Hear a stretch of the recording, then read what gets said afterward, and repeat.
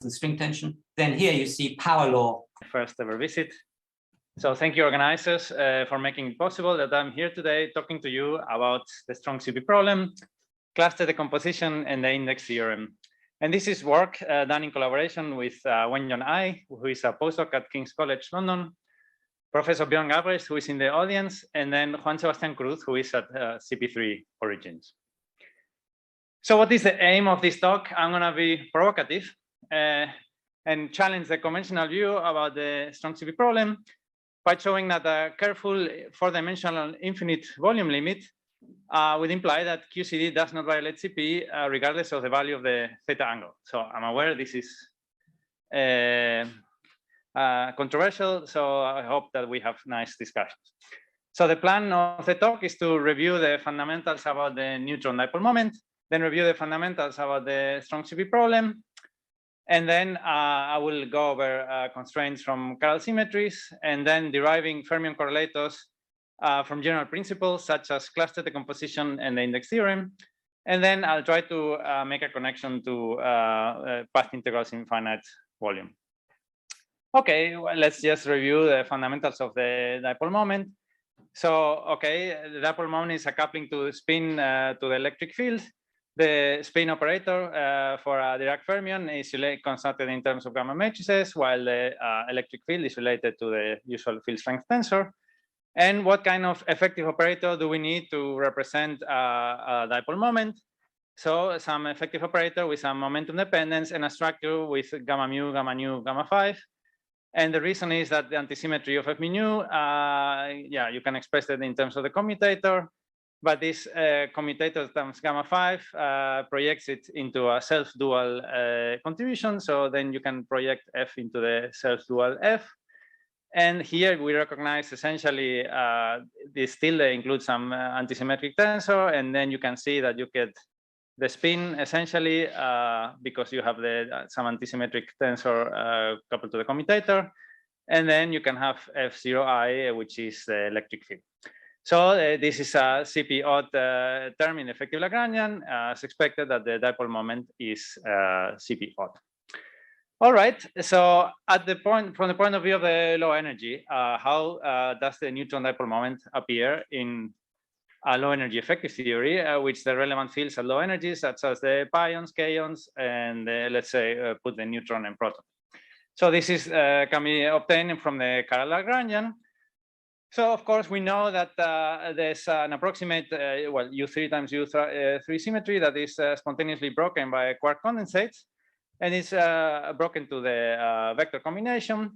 And so there are Goldstones, which are excitations of the broken generators and can be parametrized by this matrix U, and which can be understood as being a nonlinear representation of excitations of the phases of fermion bilinears with a right-handed projector. On the other hand, I can incorporate my proton and neutron fields with some Dirac fermion doublet with transforms under the SU2 part of this symmetry. And then, of course, I have my quark mass matrix where I admit general complex phases. So I have the up, down, and strange masses, and then some arbitrary CP odd phases. And to lowest ordering derivative, the chiral Lagrangian has, of course, the kinetic term, then a trace of U times the mass matrix. Then I can construct the determinant term, and here I have another CP odd phase. And then regarding the neutron, I can using the constraints of compliance with symmetry, I can write some terms, kinetic term, and some interactions of the pions with the neutron. Where here, of course, since this neutron field is only has only two flavors. When I put U here, I mean the projection of this 3 by 3 into a up and down corner. Okay, now I've written here in the vacuum expectation value, but this vacuum expectation value should just follow from the dynamics of the theory. So in this Lagrangian, I assume that my expectation value is given by phases. and then I minimize my Lagrangian with respect to these phases. And then, yeah, I get a result that these phases are proportional to a common factor that depends on the quark masses. And this combination of phases, so xi was the phase in the determinant term, and then we have the sum of the phases from the quark masses.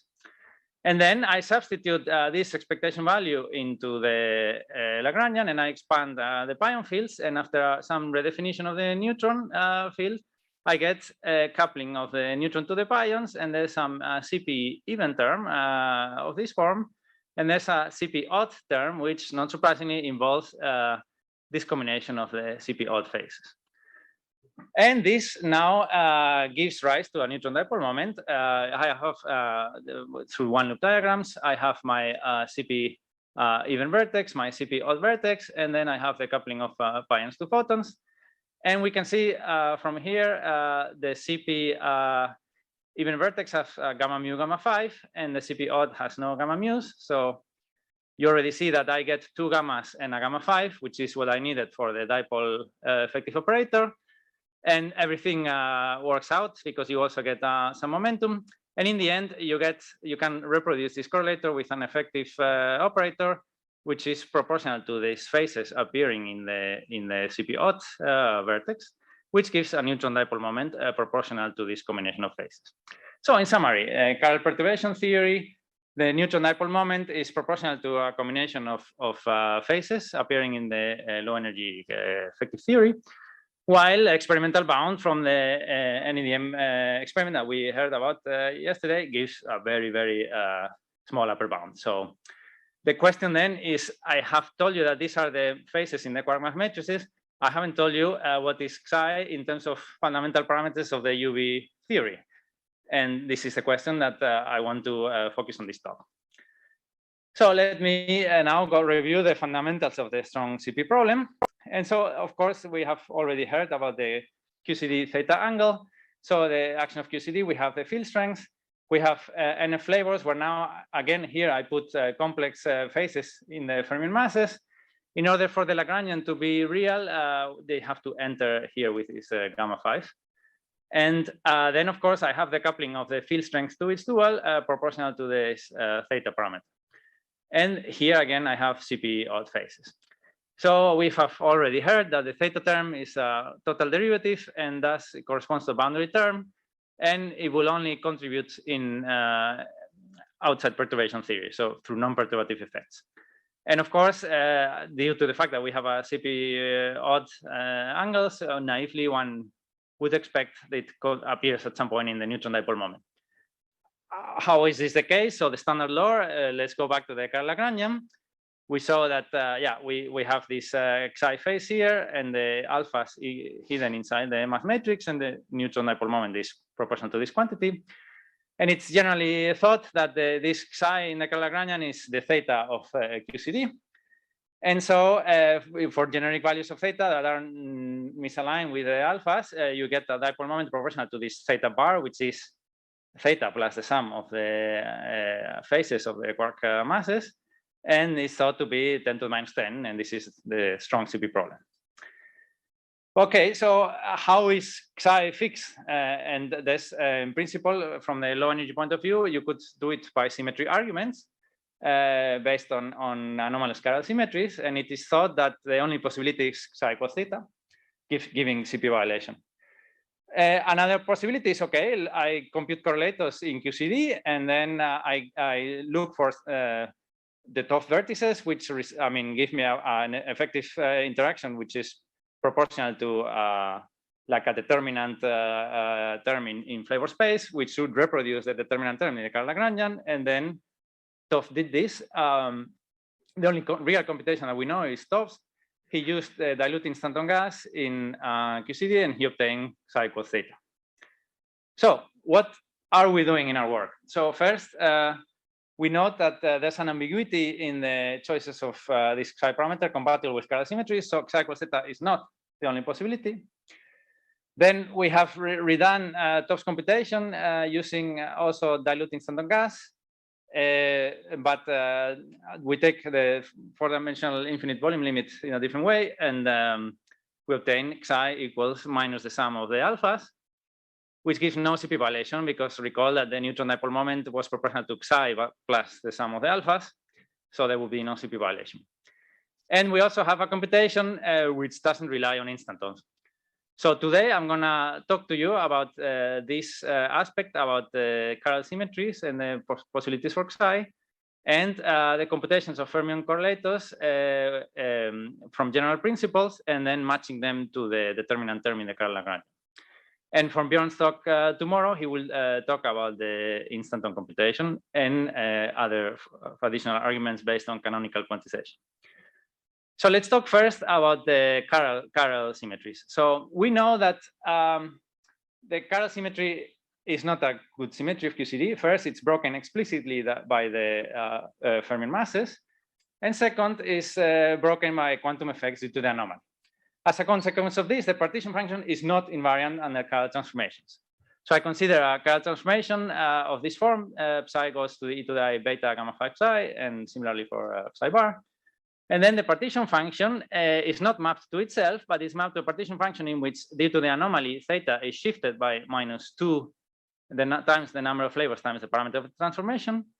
And due to the explicit breaking of the masses, of course, the mass terms under this phase also, the phases of the masses, which are these alphas, also shift. But now, if I were to treat the theta parameter and the phases of the quark masses as spurion fields, and I would to assign them compensating transformations with the opposite sign here, I would get a formally invariant partition function. So the idea is that the effective Lagrangian for QCD, or the partition function of QCD, and then any effective Lagrangian that captures aspects of this partition function, should be invariant under the chiral field definitions, supplemented by this compensating transformation of theta and the phases of the quark masses. So here I'm going to use curly notation to indicate the complex numbers of the phases, including for the masses, including the phases. Okay, let's check that the chiral Lagrangian that I wrote before actually satisfy this symmetry. So if I have this chiral transformation of the fields, then one can see that the pion matrix, pion chaos matrix U, which I said that is related to psi bar right-handed projector psi. So since there's a right-handed projector and two fermions, it has a charge 2.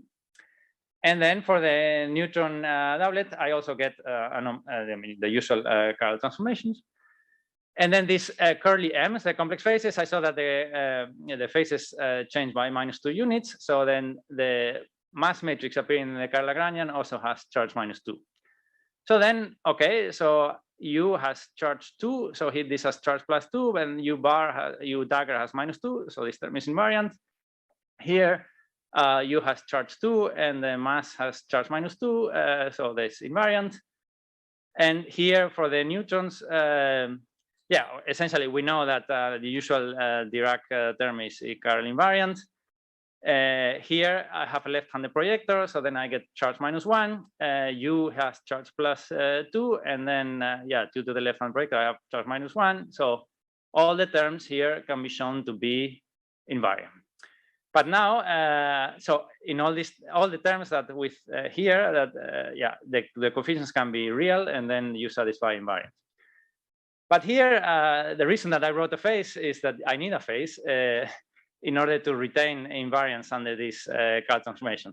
So the determinant of U, the determinant is a sum of products of NF elements. So each element U has charge +2, so this has +2 NF.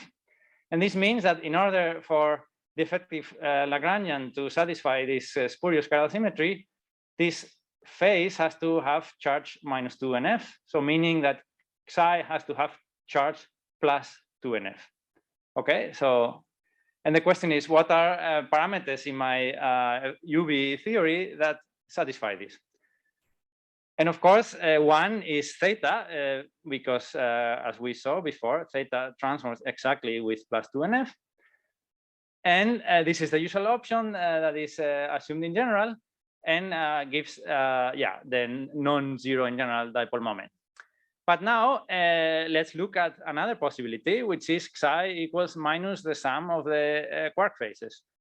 Each quark faces, the faces transform with charge -2. So minus the phase transforms as charge +2. And then if I sum the faces, I get +2 NF. So it transforms in this way. And if this option is chosen by nature, then neutron dipole moment would be 0. So the question is, which option is the correct one? So in order, there's an ambiguity here. From symmetries alone, we cannot know. So the idea is to match the determinant term in the Lagrangian with computations in the UV theory. So we want to compute correlators in QCD, paying special attention to the complex phases. So this is the next part of the talk, where I want to compute correlators in QCD, keeping all the phases, using path integral methods, and trying to stay general from first principles. So let me now go to fermion correlators using cluster decomposition and the index theorem. So I want to compute correlators, and I'm going to base my correlators on the path integral. And what is the path integral? We know that the path integral with some boundary conditions that the fields go to configurations phi I at the initial time and phi f at the final time is not a vacuum-to-vacuum transition amplitude. It's a transition amplitude between Heisenberg picture eigenstates of the field operators. So of phi I and phi f. And then if I insert the spectral resolution of the identity in terms of states in the Hilbert space, I get, as we have been discussing in previous talks, that in general I get contamination from excited states. I want to make sure I project into the vacuum directly. And the usual option is to take the infinite time limit, approaching time from the lower complex plane. So then, for each excited state, we get a very large negative exponent. And then they are infinitely suppressed if I take t to infinity with respect to the vacuum. So I'm going to approach this and take the infinite time limit to ensure that I project into the vacuum. Could I still project into the vacuum for finite t? I could in principle, but then it's a mess because nobody knows how to do it. So if I were to start directly with a vacuum-to-vacuum transition amplitude, I can insert the spectral resolution of the entity, but in terms of eigenstates of the field operator. So I get projectors here and here into the field operators. And then, I started with a vacuum. So I get here some vacuum wave functionals and some, of course, integral over the eigenvalues of the field operators. And then here, I recognize a path integral. So in order to ensure for a finite t, I project into the true vacuum, I would have to path integrate and then path integrate again the boundary conditions of the path integral with weights given by these quantities, but are nothing that the vacuum wave functional. Nobody knows what this vacuum wave functional is, because if we knew it, we would have solved the theory in the vacuum and we would know all the correlators. So this means that I'm going to always go to the infinite time limit to ensure that I'm projecting to the vacuum. So now I have my action in the path integral for an infinite time, and I also take space Minkowski to be infinite. So the path integral can be formulated in terms of saddle point expansion, in which I have finite action saddles, and then I do steepest descent flows from these finite action saddles. So along these flows, the Euclidean action is always increasing. So I can still go up to infinite action, but all the different flows pass through a saddle point with finite action. And the flows which pass through saddle points of infinite action, they always have zero contribution. So let me start. I want to fix a saddle point of finite action. And then what is the action is a 4-dimensional integral in order over an infinite manifold. In order for this integral to be convergent, the integrand has to go to 0 at infinity. Otherwise, the integral wouldn't be finite. What does it mean that the Lagrangian has to go to 0? This means that the fields have to go to pure gauge configurations at infinity. So then I get a mapping between, let's say, a sphere S3 at infinity and the gauge group. And these mappings actually fall into equivalence or homotopy classes, which are related to the different ways you can wrap the gauge group SU3 over a sphere. And now this classification into homotopy classes, I motivated it with finite action in infinite spacetime. But then I defined my integration by doing a steepest descent flow starting from the finite action saddle points. But the steepest descent flows are continuous. And even though I could reach in principle configurations of infinite action, since the homotopy classes cannot be changed by continuous deformations, I conclude that the full flow around starting from a saddle point will belong to the same homotopy class. And then the conclusion is that if I have an infinite spacetime in the path integral, I can express my partition function as a sum over partition functions over the different topological sectors. This is done. But again, I can only motivate this for an infinite spacetime, because otherwise I don't have this constraint of finite action in saddle points. Now, yeah, let me relate. So these homotopy classes are characterized by an integer, which is called the topological charge. And there's something called the index theorem, which relates this topological charge to the properties of the Dirac operator in a given gauge field background. So let me consider the eigenspectrum of the Euclidean Dirac operator in terms of eigenvalues with eigenvectors with eigenfunctions with eigenvalue lambda, and the zero modes, which have just eigenvalue 0. And the index theorem tells us that this topological charge that classifies the equivalence classes is the number of right-handed zero modes of the Dirac operator minus the number of left-handed zero modes of the Dirac operator. And this will be used later. But so far, what is the connection to theta? Why did I go through all this thing? Because the Euclidean theta term in the action is actually proportional to the topological charge. And so in the path integral, I have contributions weighted by exponential of minus the Euclidean action. So I have exponentials of I theta delta n, which then I can factor out. And then, yeah, I have this relation. And again, I can only really ensure that this classification to topological sectors is there in an infinite spacetime in Minkowski. So now I want to compute correlators. And what is the strategy? The strategy is just to try to constrain the dependence on these partition functions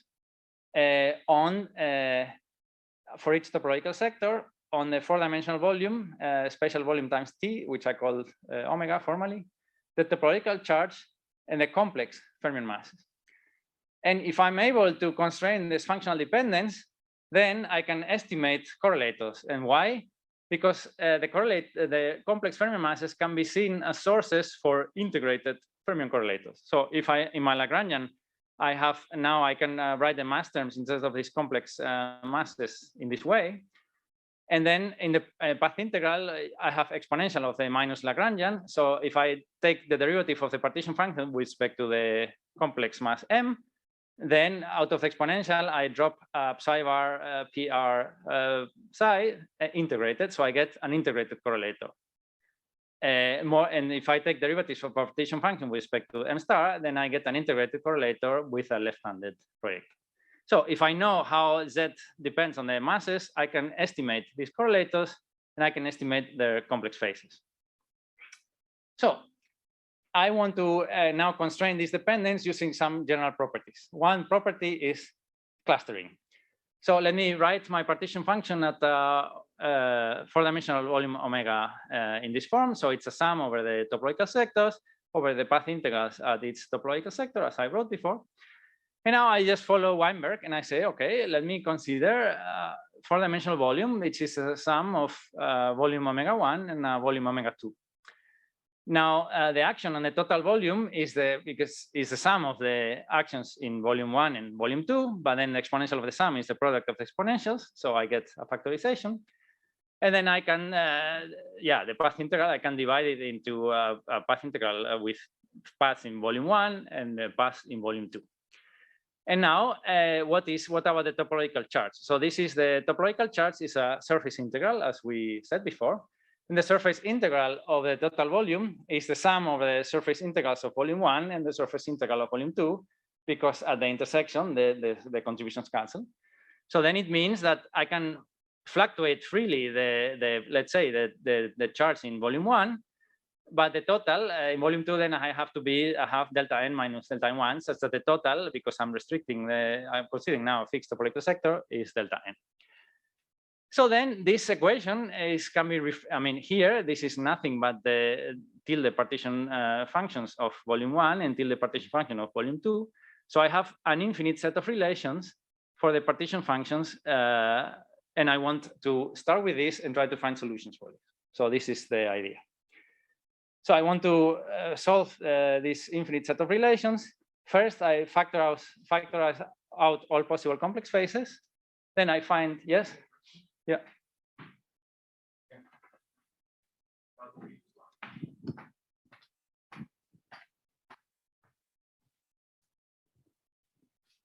After the cluster decomposition, delta n1 and delta n2. Yes. So if you want it, I can think of it as the sum of the topological charge density over the volume omega 1 or omega 2.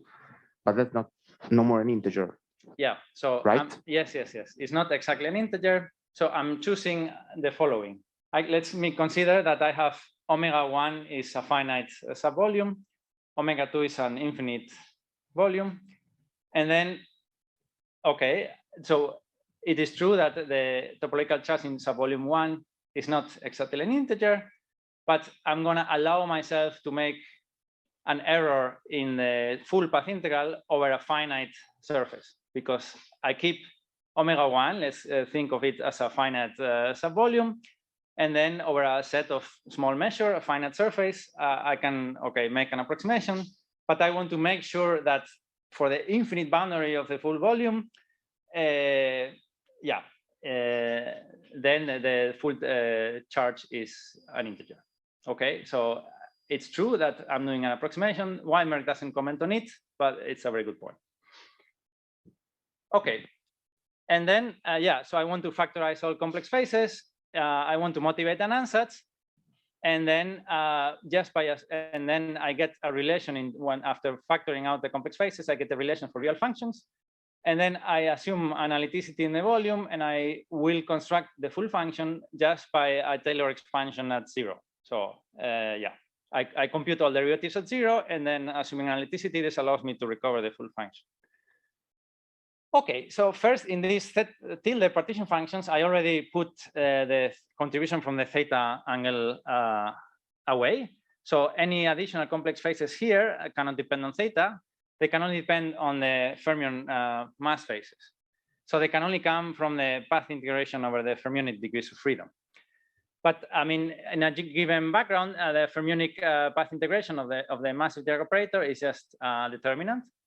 And then what I'm gonna now, I'm not gonna make any assumption on my background in terms of instantons or nothing. I just want to say what is the phase of this determinant. And the strategy is, let me assume that I know the modes of the massless Dirac operator, and then get what are the eigenvalues of the massive one. So let's consider the massless Dirac operator. If I have a mode with eigenvalue lambda, then if I consider a function which is gamma 5 times the eigenfunction, gamma 5 anticommutes with d, so I get a minus sign, and then I get another eigenfunction with opposite eigenvalue. So all eigenfunctions come with eigenvalues of in pairs. They come in pairs with opposite sign. And now from this, how can I construct from these pairs of eigenfunctions corresponding eigenfunctions for the massive Dirac operator? So now let me consider the massive Dirac operator with these complex masses, which I can write as a real part plus an imaginary part. And then I act, for example, here I just have the usual, the massive Dirac operator acting on mode 1 and mode 2. And so d slash times phi gives me lambda phi, so I get lambda phi. And then the real part, mr, is a real number, so then I get mr times phi lambda. But then here I have gamma 5 times gamma 5 is 1. So I get an imaginary contribution mi times gamma. Yeah, I'm not sure if it's well.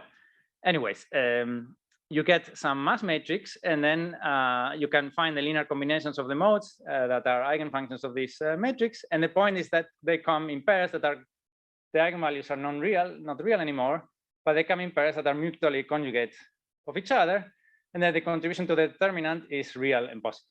Okay, so then the contributions from modes associated with a non-zero eigenvalue of the massless Dirac operator give a real contribution to the determinant. Since I just, for CP evaluation, I care about the phases, I don't need to, I just care that it's real. Now, what about the modes that are not annihilated by the massless Dirac operator? So let's assume a mode that is a zero mode of the massless Dirac operator. And let's assume it's either right or left-handed. And then if I act with a massive Dirac operator, so for example, if the mode is right-handed, this gives me 0. And so I only get a contribution from M, which is just a phase plus alpha. And if the mode is left-handed, this gives me 0, and I get a contribution with M conjugate, which is phase minus alpha. Then what is the phase of the determinant? So we saw that the modes associated with the non-zero eigenvalues of D give me a real part. So the phase only comes from the zero modes. Its right-handed zero modes gives me a phase plus alpha. Its left-handed zero mode gives me a phase minus alpha. So the total phase is e to the alpha times the number of right-handed zero modes minus the number of left-handed zero modes. But what is this? This is the topological charge because of the index theorem. So I conclude that the determinant has a phase fixed by the topological charge. Then let me write this sum of alphas as alpha bar. So this z tilde, now I isolate the complex phase that I had from the fermions, and I get a real function. And then I had this infinite set of relations for the z tilde, but now in terms of the real functions g, I get another infinite set of relations. Now, so I've isolated all the complex phases. Now my next goal is to motivate some ansatz, and I now consider some parity properties. So the g's are insensitive to the fermion masses, to the phases of fermion masses. So the g's are the result for the theory without fermion phases, which is parity invariant. So the g's have to be invariant under parity, but parity changes the sign of the topological charge. So I conclude that g minus delta n has to be g of delta n. Next, let me consider this tower of relations, and let me formally put omega 2 equals 0. And then, yeah, I get a relation between, I can solve this relation simply by saying that g of delta n at 0 is a Kronecker delta, because then if I put here a Kronecker delta, I only get a contribution from the sum in which delta n is equal to delta n1, and then I solve this. So now this limit that if I put the volume to 0, the only non-zero function is for delta n 0, motivates an ansatz in which I have, okay, some power of the volume to the delta n, because then, okay, for delta n greater than 1, if I take the volume to 0, this will give me 0. But if delta n is 0, I get a 1, and so then it will be non-zero. So this motivates this ansatz here. The parity that said that g delta n was related to g of minus delta n motivates me to consider that only depends on the absolute value of delta n. So now I play a game and I start taking derivatives. So I have this ansatz here, and if I take a derivative with respect to the volume, okay, of course I get the derivative of the exponent. It's simply this, and then a contribution from the derivative of f.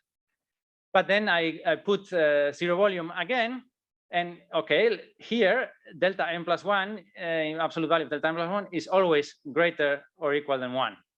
So then this goes to 0 when taking the omega to 0. And so I only get contributions from this, and I only get a contribution when delta n is 1, because then otherwise I would get a positive exponent, and it would be 0. So I conclude that the only non-zero derivative corresponds to delta n equal to 1. Now I go back to my initial tower of relations and I take a derivative with respect to omega 1. And okay, I get this relation. I set omega 1 equals 0 and I have g prime of 0, but then g prime of 0, I only get a delta, Kronecker delta. And then this sum collapses only to two terms when delta n is 1 or delta n is minus 1. And so then I get that the derivative of g prime of delta n is as a function of g's without derivatives at different values of n. Okay, so I put again this relation here, and now if I take further derivatives on this relation, I will have that the mth derivative is always related to functions for different index, but with one derivative less. But since I can proceed recursively, it's these derivatives of n minus 1 can be related to derivatives of one less order. So by proceeding recursively, I can relate any order of derivatives to just the functions without derivatives. And if I do this, I get a relation like this, okay? And then I now play the final game. Okay, I evaluate the derivatives at 0 because I want to reproduce the full function from the derivatives at 0. And here, remember that if I put volume to 0, I only get a non-zero contribution if this index is 0, as I remind you here. So then this means that I only get a non-zero value if delta n minus m is an even number. M minus delta n is 0, 2, or 4, and then 0 otherwise. And then using this, I say, okay, my full function, assuming analyticity, is a sum over 1 over m factorial, usual Taylor series, mth derivative times omega to the m. And I just say, okay, my only non-zero derivatives are characterized by m minus delta n equals 2k. So then I have a sum over k. And then I just substitute this derivative where when I substitute m minus delta n equals 2k. And then I get some result. I massage the series, just expand this binomial. And then I get something which you go to the tables of integrals, and then you recognize this is nothing but the series expansion of a Bessel function. So I found a solution to all this infinite set of equations in terms of a Bessel function, which has a free parameter, which is this beta. So now these are the g's, which are the real functions. Beta is real, and I put back the phases, which were of course the theta phase and the phase from the fermion determinants, which was alpha bar, and then get the final result for the partition functions. So up until now, I've done nothing crazy, because it turns out that these same partition functions already appeared in a paper by Lloyd-Beller and Smilga, but they argued in a different way. So we've come to the same result from a different path.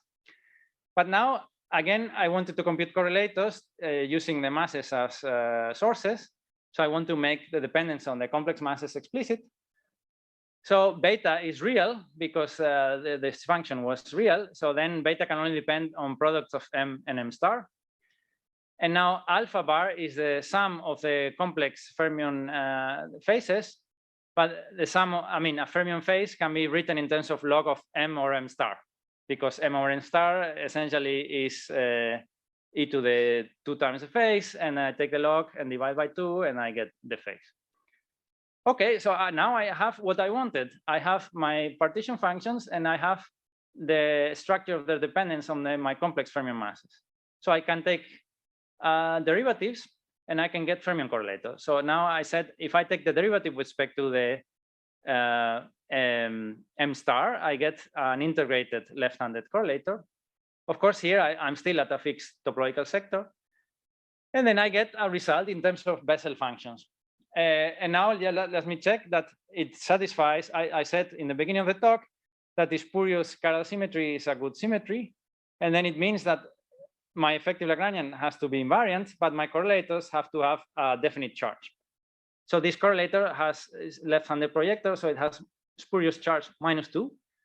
And the point is that all the terms in the right-hand side indeed have spurious charge -2. So I have a consistency check. So here, for example, this theta plus alpha, this has spurious charge 0 because this is the well-known theta bar.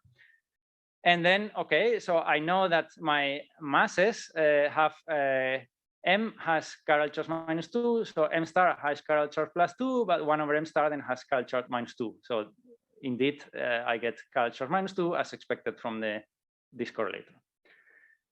But now this is the correlator for a fixed topological sector. In order to get the full answer, I have to sum over the topological sectors, take the infinite volume limit, and normalize by the full partition function. In order to get correlators, I always have to not to forget to normalize. And so I have my correlator for a fixed topological sector. I sum over the topological sectors, and I divide by the partition function. And then, okay, I have to take the infinite volume limit and sum over all sectors. And here, I go back to the beginning of the talk, and I said, I can only be sure that the topological, I have a classification into sectors with integer topological charge in the infinite volume limit due to this constraint of finite action at the saddle points. So I take the infinite volume first, and then I sum over the topological sectors. And then I get a very simple result, which is just a phase which is given by the mass. And this has chiral charge -2. And okay, from this very complicated thing, why do I get such a simple result? And the answer is that the Bessel functions have a common asymptotic behavior. So they all, up to volume suppressive effects, they are blind to the index. And so, for example, here you can see that if there's blindness to the index, this term cancels. And so I get a term proportional to M, as I have here, and times a sum of 2 times some Bessel function, but this is canceled by dividing by the partition function, and then I get this simple result. This was a correlator for a single fermion. By taking more derivatives, I can take correlators with product of more fermion fields. In particular, I can get a correlator for a product of NF fermion bilinears. And then I get a phase. Here I have M, which is e to the I alpha. So I get now a phase e to the I, the sum of the alphas. Now, can I reproduce this correlator with an effective interaction and an effective Lagrangian? And the idea is I have to, okay, if I have an effective vertex, the correlator would be given by the vertex times ordinary propagators on the external legs. And it turns out that you can couple indeed an effective interaction, which looks, with this phase, of course. And then because you have to, in order to obtain a correlator, you have to multiply by propagators, and then we'll flip your chirality. I get right-handed projectors here. So this effective interaction gives me these correlators. And the point is this effective interaction. Now let me check, is it invariant under the spurious chiral symmetry? And yes. So these alphas have charge -2, so I get charge -2 NF. And this has right-handed projector, so has charge +2 NF. And then, of course, this product of NF fermion bilinears as a determinant structure, so I can match it to the chiral term in the chiral Lagrangian with determinant of U. And remember, I said that this term had a phase which was minus psi. So then I can compare, and I say that psi is minus the sum of the alphas, which is the option that gives me no dipole moment and no CP violation. It turns out that for all correlators, all phases can seem to be fixed by the alphas. Theta disappears, and then by using chiral redefinitions, which in principle change theta, but since theta disappears from the correlators, I can remove all phases in the correlator, and there will be no CP violation. And of course, I said that up to the point where I obtain these partition functions, I obtain the same result as Lloyd, Beller, and Smilga. So where is the difference? And the difference is only in the order of limits. Okay. If you take the opposite order of limits, you would get theta back, and you would recover the usual picture. Okay. And then in the last part of the talk, let me try to make a connection to finite volume, because I said that in order to ensure projection into the true vacuum, I was considering my path integral over an infinite volume. The question is, of course, lattice is never done at an infinite volume. Could I make some connection to an effective path integration over a finite volume? And okay, I said before that projecting to the vacuum for finite volume, I would need to know the vacuum wave function, which I don't know. But let me try to start with an infinite volume path integral and then factorize out, divide the volume in a finite volume and an infinite large volume, try to integrate out the large volume and get an effective path integration over the finite volume. Okay, so this is what I aim to do next. So let me consider a local operator with support in a finite spacetime volume omega 1. So then the expectation value is just, of course, the path integral, sum over topological sectors of an insertion of O1 divided by the partition function. Then I do the same as before. I separate the path integration over the two subvolumes. And then if O1 is local, has only support in volume 1, it only contributes to one path integral. And here is the comment we got before that I'm still making an approximation, but I'm hoping here that I'm do an approximation over a finite surface, which should then compared to the infinite volume path integral should be okay. But now, okay, what are these partition functions without any insertions over the volume omega 2? These are nothing but the partition functions that I computed before because they have no insertion. So now I can here substitute my solutions in terms of Bessel functions. And the idea is I substitute my solutions in terms of Bessel functions. And now I take omega 2 to infinity. So I'm considering, okay, my full spacetime is infinite. So I consider a finite omega 1 and an infinite omega 2. But then due to the asymptotic behavior of the Bessel functions, the partition functions for infinite argument, the Bessel functions become blind to the index. And then this means that I can cancel out all the path integral on volume omega 2. And then I get a result with an effective path integration over the volume omega 1, but then theta has disappeared. And then I don't get exactly the naive, so naively you would just get integral over the volume omega 1 of d phi, the insertion of the operator and the action. But I get some, aside from theta dropping, I get some extra phases coming from the integration over the converse volume omega 2. And these extra phases can be seen to actually cancel. They are the same phases that you get from the opposite phases that you get from the fermionic path integration in volume omega 1. Meaning that the full path integration here then is real. You get no phases. And then this means that in this effective theory in the finite volume omega 1, you get no CP violation. Okay, and with this, I'll conclude. So QCD with an arbitrary theta angle does not predict CP violation as long as the sum over topological sectors is performed at infinite volume. We believe that this order of limits is the correct one because we can only be forced to have a classification in topological sectors at infinite volume. At a finite volume, you can choose it, but you don't have to.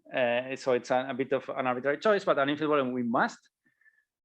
And then for local observables, one can recover these CP conserving expectation values from an effective path integration over a finite volume, but in which theta has disappeared. And we will see tomorrow in Bjorn's talk, he will reach the same conclusions using instant-on calculations, which is more related to what the original calculation by Toft. And Bjorn will also give further arguments supporting CP conservation based on canonical quantization. And yeah, with this I finish, and I thank you a lot for your attention.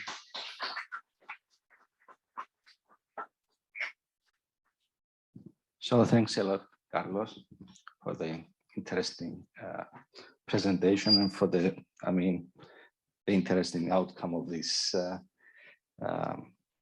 work. Questions? Yeah. Thank you, Carlos, for the nice talk. So I was wondering how can you make contact in your framework with lattice calculations performed at non-zero imaginary theta? because in that case we observe that there is a non-trivial dependence on the value of the imaginary theta. Sure. I mean, in computations. If I were to do the calculation at a finite volume with non-zero theta, I agree that you will observe something. What I'm trying to motivate here is that this is not necessarily the correct thing to do. I mean, that's why I started with a path integral at infinite volume, in which I'm sure I want to directly project into the vacuum. If I have a path integral over a finite volume without knowing the vacuum wave functional, I don't know if I'm projecting into the vacuum. So I'm not sure if at finite volume weighting the topological sectors by 2i theta is actually the correct prescription that gives me directly the vacuum to vacuum transition amplitude, because I don't know the vacuum wave functional. So that's why, from our point of view, we wanted to start with some object which we are sure in principle corresponds to vacuum transition amplitude, which is the path integral in an infinite volume. And then we integrate out the fluctuations. Okay, we divide the volume in a finite part, in a finite subset, and we integrate out the fluctuations in the complement. And then we do get an effective description in terms of a finite volume path integral, but in this finite volume path integral, you have no weighting of topological sectors by theta. So it's, yeah. So the problem with lattice computation is that we average over topological sectors, and then we take, for instance, the infinite volume limit at this lattice spacing, and then the continuum limit. Yes. So in principle, if we reverse the order, so for instance, we computed an observable for a fixed topological sector, and then extrapolated the infinite volume limit at fixed topological sector, and then average, we should say, we should agree with your computations. Well, from our point of view, the correct thing to do in the lattice, due to this mapping of our computations to an effective finite volume description, you should reweight things with no theta dependence. Yeah. Yeah, okay, one could think of such a calculation. So you would, I think what you would need to do is, for each topological sector where you do the calculation, you were saying you have to take the infinite volume limit. So you need, in order to take the limit, you need to basically have some, because you can't take the volume numerically to infinity, you would need to extract some analytic volume dependence. Yeah. So if let's suppose you had that by any fair means, then what you could do is you could calculate correlation functions in each of these sectors. And of course, at the finite volume, in general, you find in the individual sector parity violation. But then you take before you interfere the sectors, you take the volume to infinity by your analytic continuation, whatever, however you got it. Yeah.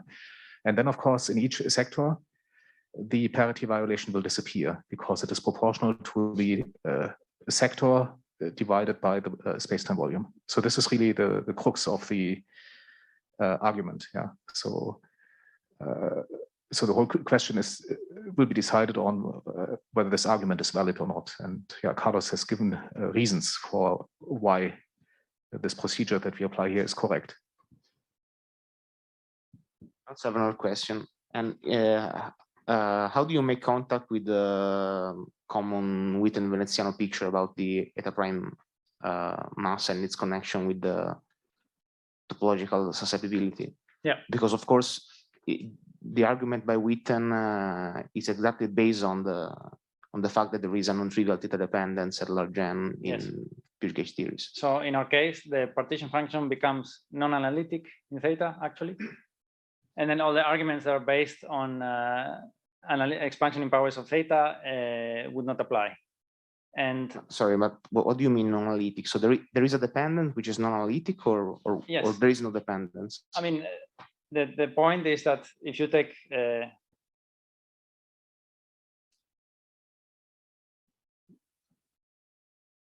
so I have my partition functions, my final solution is given here. But I have to understand this as the infinite volume limit of the Bessel functions. In this infinite volume limit, there's no dependence of the Bessel functions essentially on the index. And this means that in the partition function, the sum of delta and theta factors out. And this is non-analytic.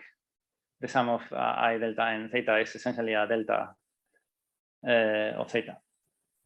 And then, yeah, you cannot approximate this by any power series. And but I mean, from regarding the theta prime mass, of course, in our formalized, the theta prime is still massive because from matching the chiral Lagrangian, we still in the chiral Lagrangian get a determinant term, and this gives a mass to theta prime no matter what the value of the phase is. And then with instanton methods, we can at least say that we haven't studied large n and these arguments, but something we can say is that with instanton methods, we can estimate chiral susceptibility at over finite subvolumes, and this gives a non-zero result. And the mass of the theta prime that you get from the chiral Lagrangian is proportional to the value you will obtain for the topological susceptibility in the pure gauge theory. So there's still this relation, but we haven't studied the independence or done any large n estimates.